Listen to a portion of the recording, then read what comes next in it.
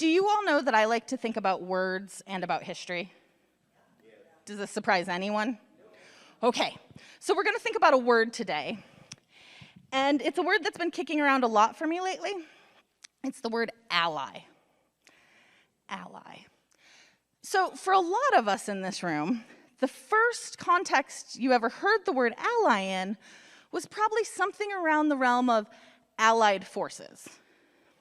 And now, I don't talk about the military very much or war very much when I'm up here, but today, I'm going to stick my toe in. Help me be brave? Okay. So the allied forces, anytime there's an alliance among military, it's someone saying, I see that you're in a battle, and I am willing to step into that battle so that you don't have to fight alone. Now, when we hear the word ally, it's not in terms of military planes or huge battles between countries. Sometimes it's, oh, why is your car covered in rainbows? I'm an ally. These two uses feel very different for me, and in a way that's a little bit uncomfortable, because it's kind of hard to figure out where they meet. So, ally. As I thought about it, allegiance, alliance, allyship, performative allyship, and I always think of the word bowling alley, because I'm dyslexic and I don't read very well. Ally, ally, ally. And what I came to was realizing that ally doesn't mean there was a great party and I thought I'd show up. That is what happens when we go to Pride, right? We have a huge party, we wear our brightest colors, we do backflips, we have a parade. That's not allyship. That's you got an invitation to the party. Allyship is I am willing to take on the risk of the danger that I see you put yourself in. I see that you are doing something because it is important, it is good, it is who you are, and I am willing to carry some of that risk for you. And when we put it that way, it can be kind of scary.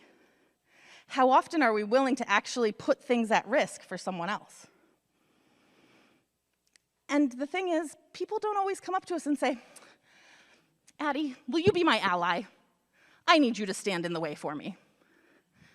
I don't want her to say yes to those kind of questions, right? I also don't ever want to have to ask them. So allyship becomes tricky because if we want to be allies, we have to be watchers. We have to see when people are in danger. And sometimes they're in danger just by being themselves, just by holding on to their identity and being true to themselves. Remember in the 80s? Remember in the 80s, kids? No? Oh, good, good. We kept telling everyone, be yourself. You can be anything you want to be.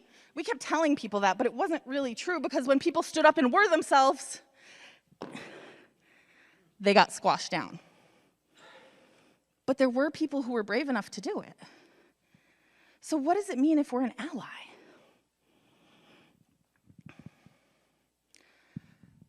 Tamila Valenzuela is a school board member for the Washington Elementary School District. And she has something she wears all the time. I'm going to ask you to put them on. They're cat ears. Good.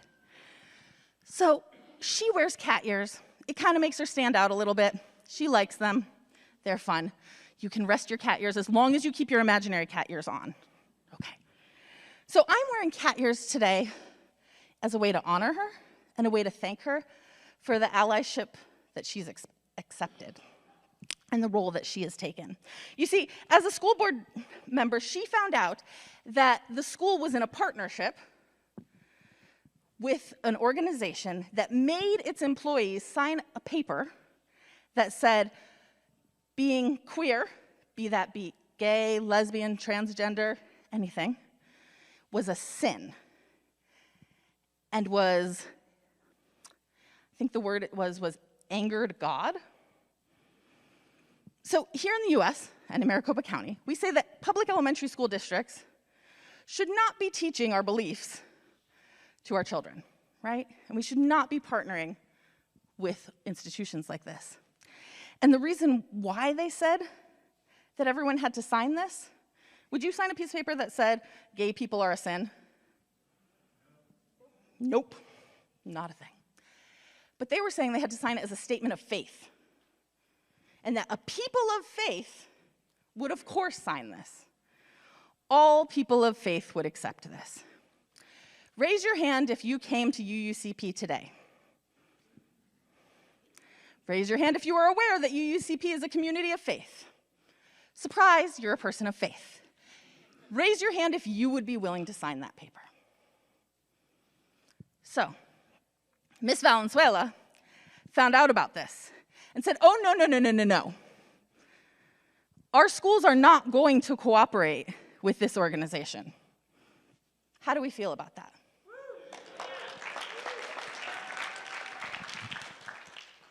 So it wasn't just about raising her hand and saying, yeah, I don't think this is a good idea, and everyone, oh yeah, you're right, okay. Instead, what happened was people started to slander her. They sent her vitriol.